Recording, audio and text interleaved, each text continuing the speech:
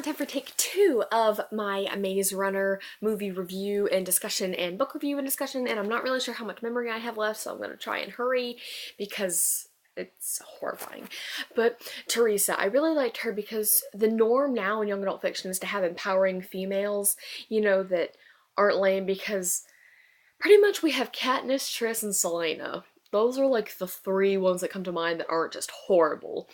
And Teresa was one of those that was great because now the girl either depends completely on the guy or is so self-involved and bratty that she thinks she doesn't need anyone. So she's either a jerk or a dependent jerk. But Teresa was none of those. She, despite her situation of waking up in this terrifying place with 60 guys who haven't seen a girl in 3 years, I'd be like, pepper spray. I have pepper spray and I will use it. Just kind of thing. So remember in the movie, Newt's like, I don't think she likes us very much because she's throwing like stuff at. That's hilarious to me. I just can't. So real quick, I just want to talk about the accuracy. I know people are going to be like, it was so inaccurate, it was the worst thing ever. It was no catching fire, which was literally word for word. But it was also no Percy Jackson, which was absolutely the worst thing ever.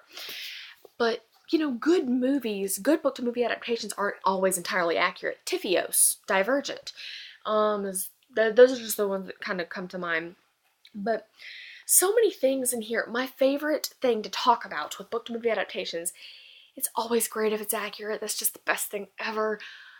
But if the themes are there, if the things that are actually important to the story, things that are important, like Chuck waved hi to Thomas.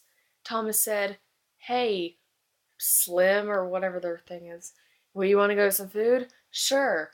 They walked to the kitchen. They don't need to say that in the movie because we don't need as much character interaction because there's facial expressions and body language, and in the book, we are completely dependent on the writing.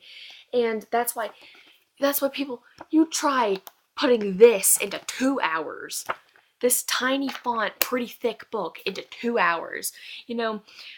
That's hard. They have to cut some things. They have to alter some things. They just have to. And so that cuts some of that stuff out, like that just random interaction that has no, it's not relevant to the situation or the plot, but things that stick are themes. If I can feel Thomas's anxiety and stress, if I can feel Gally's anger towards Thomas, if I can feel Albie and him seeing Thomas in his dreams about, going through the changing and all that, if I can do that, then you've succeeded as both an author and a director. That goes for both movie and book, and they both did that. If I can feel how they're supposed to feel, like I totally did. And this is mainly towards the movie. Like, seriously, that's why it's good, because things that are actually important, if the characters and how they are described in the book is fine, not physical appearance. You can't find a guy exactly described as Newt. You can't do that. There's no human alive unless he literally looked at someone and wrote down everything about that person. There's no way to do it.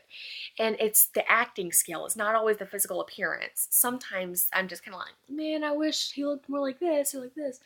But it's mainly the acting, and all of those actors were fantastic. Dylan O'Brien was the perfect Thomas. Thomas Sangster was the perfect Newt. That was my favorite casting. He was amazing.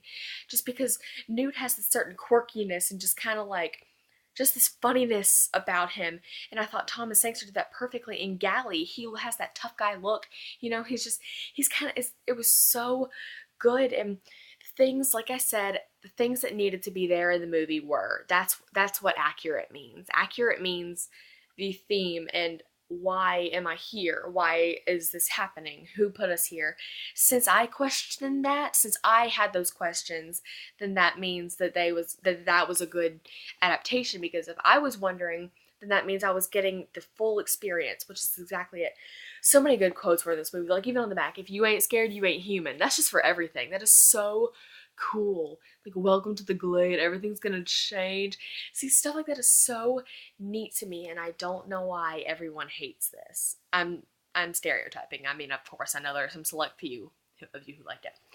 So that's about it. That's about what I want to say, that I gave the movie 10,000 trillion billion trillion out of 5 stars, and same with the book. and I love them both. That is one question I cannot answer. I don't know which I liked better. Put down in the comments, please, if you liked this book, because I know so many people don't, and if you liked the movie, and I would love to hear what you thought about the adaptation, accuracy, casting stuff. I would just love to hear your thoughts about the book and the movie. Thank you guys so much for watching, and I'll see you next time. Bye!